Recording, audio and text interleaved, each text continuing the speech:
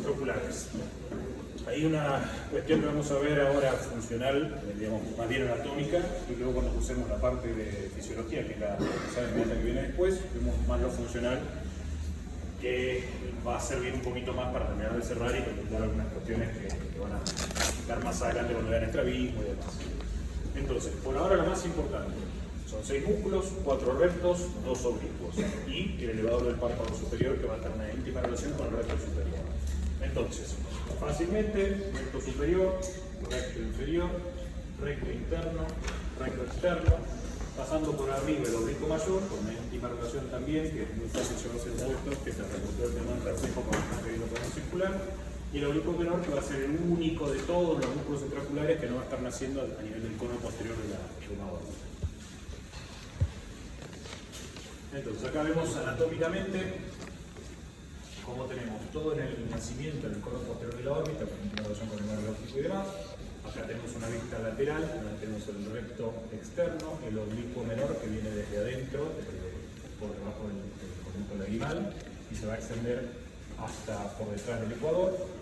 El recto superior con el elevador del párpado superior acá cercenado, y nos está viendo la polea de reflexión desde el oblicuo mayor, que está un poquito más hacia adentro.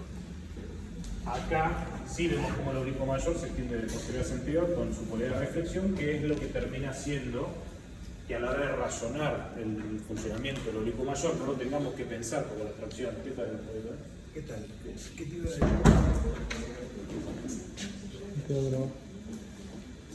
Recto lateral, 41 milímetros de largo, un poquito más largo, el origen del anillo de zinc igual que antes, en el final del cono medular, del cono de la órbita. Recorre la pared lateral de la órbita, pasa sobre la inserción del oblicuo inferior. Tiene inserción a 7 milímetros del limbo. Y esa es otra de las cosas que son importantes. Fíjense cómo a medida que nos acercamos a temporal, como la órbita en general se abre más, vamos a tener también que todos los músculos tienden a tener una inserción un poco más lejana.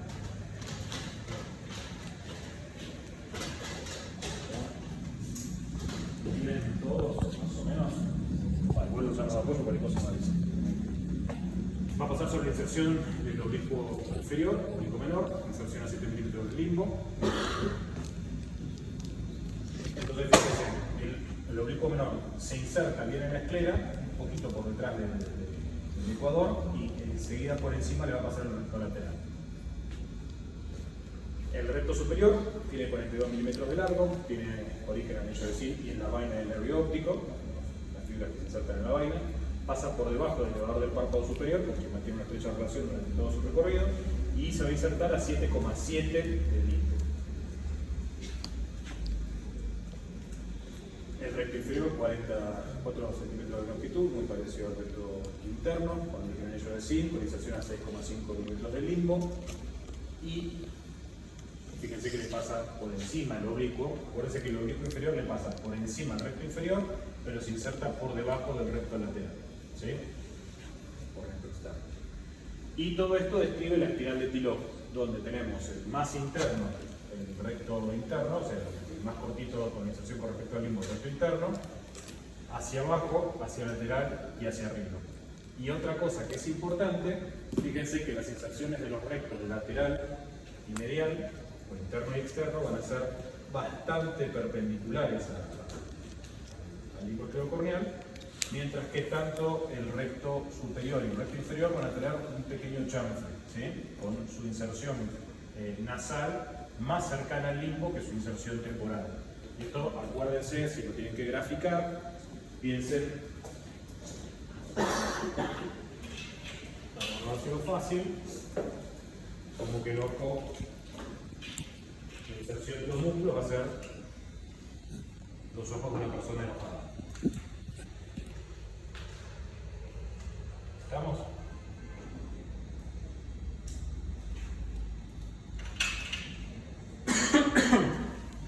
Y esto vamos a ver que tiene un rol fundamental dependiendo de hacia dónde esté mirando el ojo, porque si miramos el frente vamos a tener esta ubicación, pero si lo abducimos el ojo va a tener quizás otra orientación que va a hacer que tengamos distintos músculos agonista o antagonista dependiendo de la posición de la mirada. Bien, vamos al oblicuo superior, como oblicuo mayor tiene el origen, como decíamos atrás, en el anillo de zinc, tiene una porción directa que recorre la pared interna hasta la tróclea, que es la columna de reflexión que se ve acá. ¿Qué tal?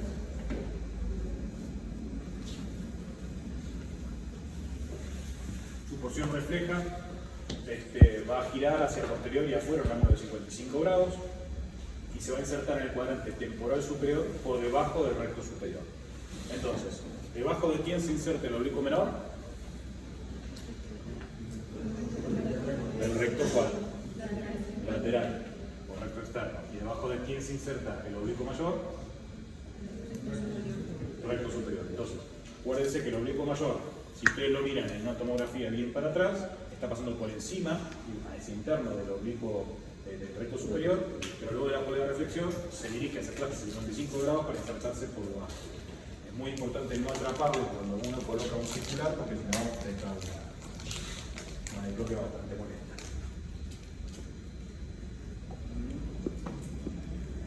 Bien, acá por ejemplo vemos la inserción del oblicuo menor por debajo del recto lateral, pero como está seccionado el recto lateral, no observamos la relación directa. Y que le pasa por arriba el recto. Y el oblicuo inferior, que tiene su origen anterior y nasal al piso de la órbita, por debajo del lagrimal, recorre hacia atrás temporal, pasa por debajo del recto lateral y se inserta en el sector posterior lateral del lobo. El tendón más corto, o tiene 2 milímetros, es muy chiquito. Con este músculo en particular, yo siempre que hable de estas cosas que ya son repasar y repasar y repasar, me gusta darles por ahí alguna utilidad un poco práctica.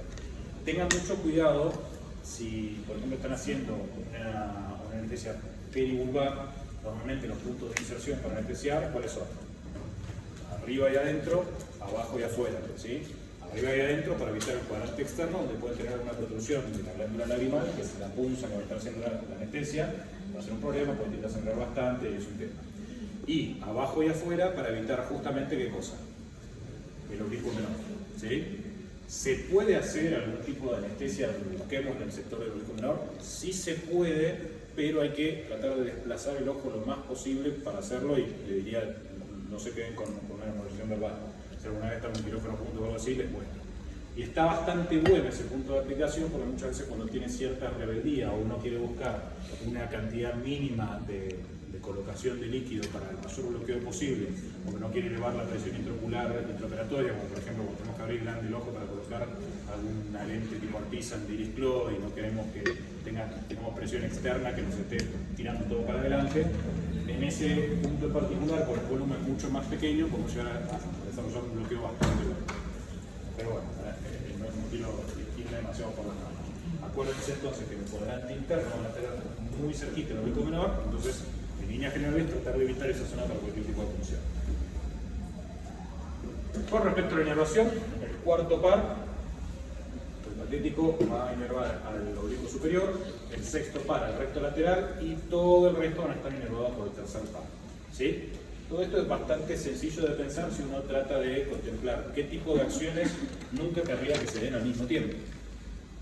¿Sí? Salvo en algún contexto particular y especial como es el de la acomodación, que va a tener un gran componente parasimpático.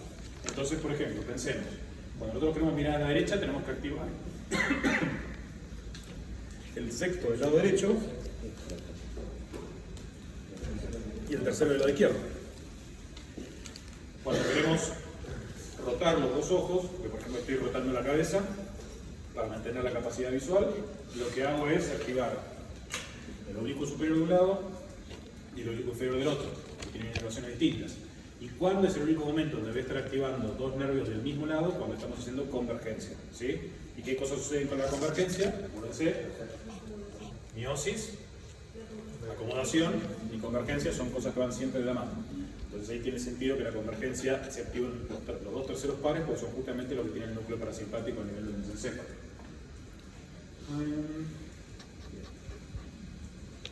Movimientos oculares. Tenemos ducciones que son en torno al eje vertical. Va a ser abducción, vamos a pronunciarlo mal a propósito para no dudar de qué estamos hablando, abducción hacia afuera y abducción hacia adentro, o sea, hacia la nariz. En torno al eje frontal vamos a tener elevación y depresión, y en torno al eje sagital, intorsión y extorsión. Volviendo al tema de las paravulgares, es lindo porque es el único momento donde ustedes pueden apreciar hacia el final del bloqueo la acción pura del oblicuo mayor. Van a ver que es el último músculo en bloquearse y cuando le piden al paciente que mueva los ojos, tiende a hacer un poquito esta rotación. Es importante tenerlo presente, sobre todo en qué momento, cuando tengan que colocar una lente tórica, por ejemplo, tienen que saber exactamente el eje que están haciendo. Por eso siempre marcan a los pacientes, a los que vayan a colocar una lente tórica, antes de hacer cualquier tipo de anestesia, por supuesto, y lo más vertical en posición normal posible. No lo marquen acostado, siempre que la lámpara en figura traten de tomar la primera postura, ¿sí? Porque después lo pueden modificar cuando el paciente se acuesta. Las versiones son movimientos binoculares en los cuales se desplazan en la misma dirección y en el mismo sentido. Tenemos retroversiones, de extroversión si miramos a la derecha, o levoversión si miramos a la izquierda. Tenemos versiones verticales con la supraversión e infraversión. Tenemos cicloversiones que son dextrocicloversiones, es decir, que gira hacia la derecha, o levocicloversión que gira a la izquierda. Y aquí un poco las 9 posiciones de la mirada, que es como vamos a evaluar la funcionalidad de estos músculos. Entonces, funciones. El recto lateral siempre va a tender a abducir, es decir, alejar la mirada de la línea media o alejar la mirada de la nariz. El recto medio siempre va a tender a acercar la mirada hacia la nariz, o la línea media. El recto superior vamos a tener que va principalmente elevación, pero también va a ser aducción e inciclotorsión. Entonces, fíjense, estamos hablando de que esta es la inserción del recto superior, ¿sí?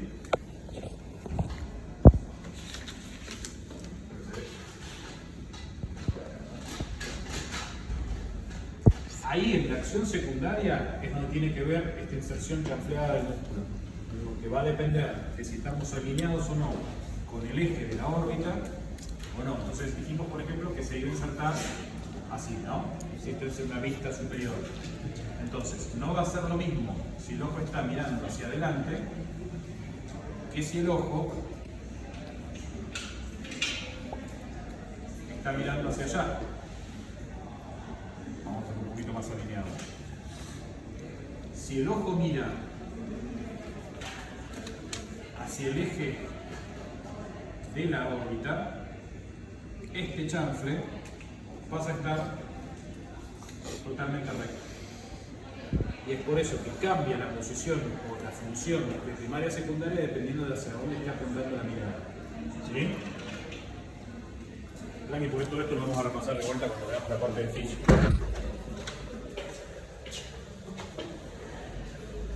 Entonces, ¿por qué va a ser abducción e inciclotorsión? Porque justamente está inclinado hacia adentro la inserción superior. Luego tenemos recto inferior, va a tender a ser depresión, la posición primaria de la mirada, y va a ser abducción y exciclotorsión, o sea, mirando hacia afuera. El oblicuo superior va a ser inciclotorsión, dirección primaria, y depresión y abducción, dirección secundaria.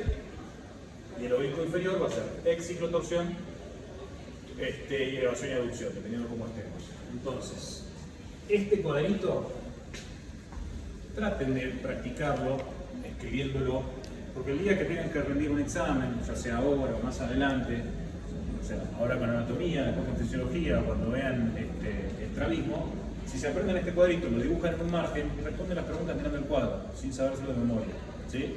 Es mucho más sencillo. Entonces, quienes miran hacia abajo y adentro, siempre lo oblicuo superior. ¿Por qué? Porque supongamos, siempre estoy hablando de que este es mi ojo derecho, viene la prueba de flexión interna, se va hacia atrás del ecuador, cuando yo corto esta distancia, hago que mire hacia abajo. ¿Sí? Por eso el oblicuo superior siempre te va a hacer mirar hacia abajo y el oblicuo inferior, como viene desde abajo, y al acortar la inserción hacia el polo posterior, porque se inserta del ecuador para atrás, hace mirar hacia arriba. El recto superior, cuando quiere acortar, se va a tender a enderezar su inserción, entonces te va a hacer mirar hacia arriba y afuera. El recto inferior lo opuesto, va a querer enderezar, te hace mirar hacia abajo y adentro, hacia abajo y afuera.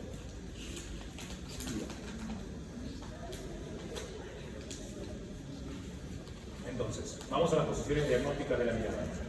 Si miramos hacia arriba o miramos hacia abajo, es fácil. Estamos hablando de los rectos superiores o rectos inferiores de cada lado. Si miramos hacia los laterales, también es fácil. Tenemos los rectos externos y los rectos internos. Ahora, ¿cuándo nos vamos para afuera? Si miramos arriba y afuera, si hacemos una dextrosupraversión, estamos actuando con el recto superior del ojo derecho, ¿sí? Del ojo que mira siempre es el recto, y del ojo que acompaña uno de los oblicuos. ¿Cuál va a ser? Si mira hacia arriba, el de abajo. ¿Está? Lo mismo hacia abajo. Si miramos hacia abajo y a la derecha, el oblicuo mayor, el ojo que acompaña y el ojo que dirige la mirada, que mira hacia el mismo lado, va a ser el recto. Listo, es así de sencillo. No se hagan más historia que eso. Cuando vean el porqué es por las inserciones. Vamos con el recto lateral. La función primaria, la abducción. La función recto medio, abducción. Vale. Se ve. Recto superior. Si miramos hacia afuera, siempre el ojo que marca la dirección va a estar manejado por el recto, el otro por el oblicuo. La función primaria del recto superior entonces va a ser la evaluación. La secundaria, que va a ser dependiendo si estamos mirando hacia un costado, en una diagonal, va a ser la aducción e intorsión. Y su posición diagnóstica entonces la tenemos que evaluar siempre. Queremos evaluar el recto cuando miramos hacia el lado del recto que queremos evaluar. ¿Sí? El recto inferior, la función primaria va a ser la depresión, la secundaria va a ser la aducción y la terciaria la extorsión.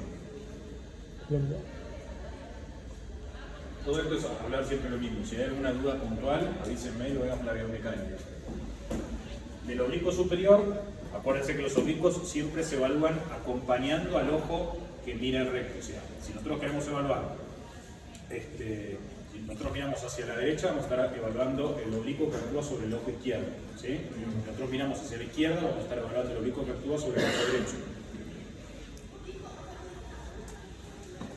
El oblicuo inferior, entonces, o menor, función primaria va a ser la extorsión, pero la secundaria va a ser la elevación y abducción, abducción. Bien. ¿Alguna duda con respecto a las posiciones diagnósticas? Entonces, si hablamos de un paciente que tiene diplopia, cuando mira arriba y a la derecha, ¿qué dos músculos pueden ser los que están alterados? Vamos a poner nombre y apellido. Recto superior, ¿de qué lado? Recto superior del lado derecho y el oblicuo, ¿cuál? El oblicuo inferior o menor del ojo izquierdo. Perfecto. ¿Cómo hacen para diferenciar cuál está alterado? Pues ahí tienen dos posibilidades. Van a buscar dentro de las otras funciones. O sea, si es el recto superior del ojo derecho, también va a estar alterada la función a la visión hacia arriba. No así, puede tener perfecta motilidad hacia arriba de los dos lados, porque los dos rectos superiores actúan perfectamente cuando estamos alineados en la línea media, pero sí va a estar alterado el oblicuo menor. ¿Se entiende? Termina siendo tan sencillo como eso. Cuando se acuerdan que, bueno, y este es el otro esquemita que está bueno para acordarse. Recto superior, recto inferior, cuando los movimientos son puros hacia arriba hacia abajo. Recto lateral o recto medial, cuando los movimientos son puros hacia los costados.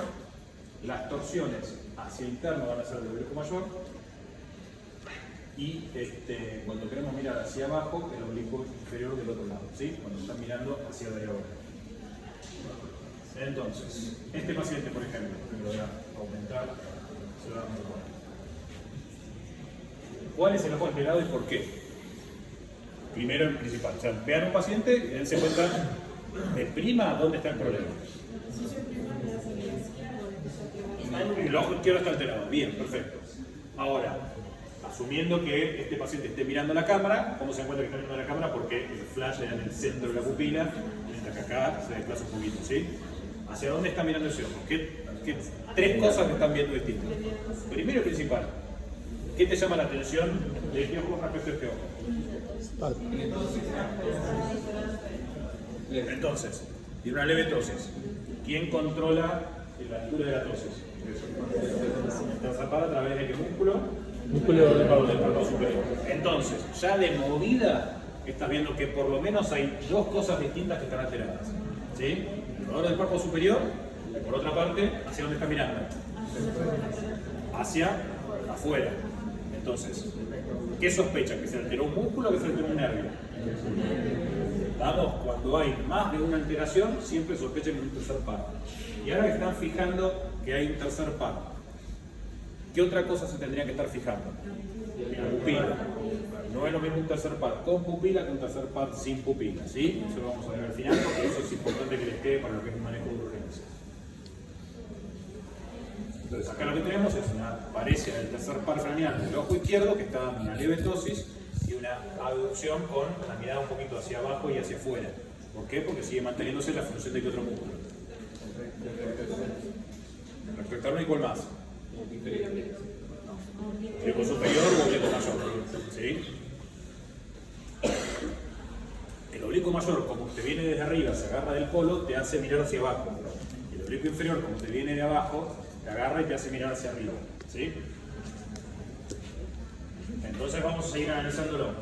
Cuando lo hacemos mirar hacia la derecha, la extroversión, tenemos la función del recto lateral y acá tenemos la función de qué recto. Medial, inervado por él. Perfecto. Cuando tenemos la posición primaria de la mirada, lo principal que notamos es la ptosis y un poquito la inferoversión y lateroversión. Pero cuando miremos hacia el lateral, el recto lateral que sigue estando inervado del sexto par, perfectamente funciona. Salvo quizás, por supuesto, un poquito de la ptosis. ¿Sí? Estos pacientes siempre traten de evaluarlos antes de colocarle cualquier tipo de guanta para dilatar, porque si no van a estar actuando con la fenilefrina sobre el músculo de Buehler y por ahí compensan la ptosis y se lo comen. Además de que impactan cualquier posibilidad de determinar si el tercero queda con pupila o sin pupila. Y con eso no se enteran si el paciente tiene que ir corriendo una guardia a hacer una tomografía o no. ¿Sí? ¿Alguna duda con respecto a esto? Sí. Cuando le hacemos elevar la mirada, por supuesto el elevador del párpado superior está totalmente anulado. Y aquí, mirando hacia abajo, tiene cierta función del recto inferior que en realidad puede ser que esté ayudando un poquito más el oblicuo mayor. Superior o mayor. Entonces acá tenemos todas las posiciones de la mirada juntas en el sentido de la diagonal. Díganme, ¿dónde es que vemos más alterado el oblicuo menor? El ojo izquierdo que era el que estamos hablando. ¿Sí?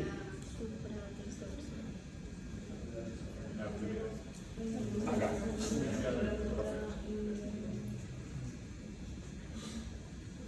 ¿Y cuál sería la posición de la primera? ¿Cuál sería la posición de la mirada con la que sospecharían que este paciente ingresa al consultorio? ¿Cómo lo miran estos tipos? Sí, es la única forma que no ven doble, ¿sí? Porque están actuando con el recto lateral que les queda y esto. Siempre tratan de fijarse, o se tapan, o como quiera, si la entonces se completa no va a tener problema, pero si no van a tener van a acostumbrarse cuando vean muchos de estos tipos de pacientes a las posiciones de tortícolis que empiezan a hacer para compensar estas funciones, ¿sí? Y bueno, esto es un poco lo que les quería dejar. Que esto, no sé si se los mandé, hay unas guías que hicimos, que hice yo hace un montón de tiempo en realidad. A ver si lo puedo mostrar. Que las había hecho para Lea cuando estaba en... ¿Cómo escribo acá? Equilibrar el perfil conservador, derecha, izquierda.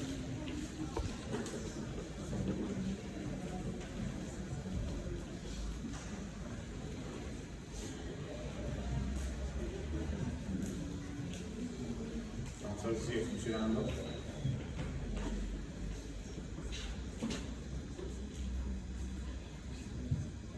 Sí, perfecto machete.com. La parte de oftalmo. Y van a encontrar un montón de guías que yo las había hecho originalmente para imprimirlas, pero bueno, quedaron subidas a internet, así que está bueno que lo tengan.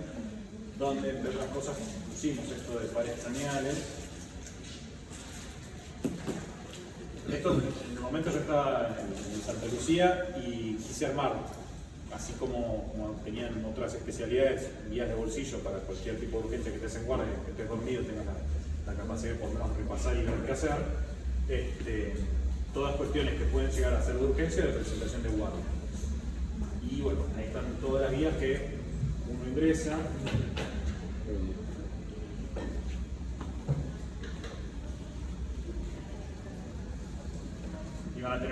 cosas de evaluación rápida, de sospecha de los esquemas para el diagnóstico de la ubicación del desgarro, algunas perlas y demás, algunas recomendaciones.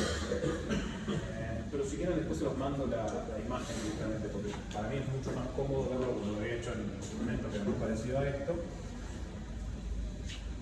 donde tenemos los distintos dibujitos que he hecho para enganchar cada cosa. Entonces vamos a ver esto. Parálisis del tercer par craneal. ¿Cuál va a ser la clínica?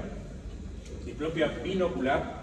¿Qué quiere decir que sea diplopia binocular? Siempre hay que diferenciar cuando hay dentro de un ojo alguna cuestión que haga que haya más de una imagen enfocándose en la retina, o cuando las dos imágenes se dan porque al cerebro le llegan imágenes distintas de los distintos nervios ópticos, ¿sí? Una causa de diplopia monocular puede ser una catarata, ¿sí? Otra causa de diplopia monocular puede ser una policoria, o sea, que queda una IP muy grande y entonces están formando distintas imágenes. Pero generalmente quédense con catarata, que es de lo más común. O sea, cuando un paciente diga que ve doble, tapen los dos ojos y fíjense si no tiene la visión doble. Entonces, diplopia binocular, mastosis, y cuando le levantan el párpado tiene XT, sospechen alteración del tercer par como habíamos visto antes. Cuando además tiene pupila, o sea, es un tercer par con pupila, con midriasis, consideren una urgencia. Y sin alteración pupilar, es algo que se puede controlar, sospechenlo siempre en pacientes que sean diabéticos, hipertensos y demás. ¿Por qué significa una cuestión de urgencia cuando estamos hablando de un compromiso pupilar? Bueno, esto tiene que ver con la distribución de las fibras motoras y parasimpáticas en la sección del tercer par craneal, ¿sí? Las fibras parasimpáticas se orientan en la superficie y las motoras en la profundidad. Fíjense que cuando hablamos de los trastornos crónicos que pueden devenir en una alteración nerviosa, como ser diabetes o hipertensión, lo que estamos hablando fundamentalmente es de una alteración de tipo vascular. Los vasos vienen por fuera, digamos, todo el perineuro del nervio, y van a tender a penetrar hacia el espesor. O sea que la parte más superficial tiende a ser la parte más irrigada. Cuando cerramos un vaso, su alteración se ve más hacia distal, o sea, hacia el territorio más capilar de ese vaso, que hacia el territorio de nacimiento. Entonces, si nosotros tenemos un diabético, lo más probable es que la irrigación a lo parasimpático, que es lo más superficial, siga preservándose, y lo que se empieza a alterar es aquello que está llegando profundo a nivel motor, ¿sí? En cambio, ¿qué es un fenómeno que puede alterar más lo superficial que lo profundo del nervio? Cualquier cosa compresiva, ¿sí? Es por eso que cuando sospechen, cuando vean que el tercer par tiene un compromiso fuertemente pupilar, apunten a un estudio diagnóstico de urgencia donde puedan ver si hay algo compresivo sobre el tercero. Entonces, algunos diagnósticos diferenciales. La astenia grave no tiene por qué afectar a la pupila, pues es un trastorno de placa motora. La tos se empeora con la mirada superior porque es la que más se cansa, va a ir a lo largo del día dependiendo qué tan cómodo esté el paciente, qué tan cansado esté. Mientras más cansado, más grave la astenia.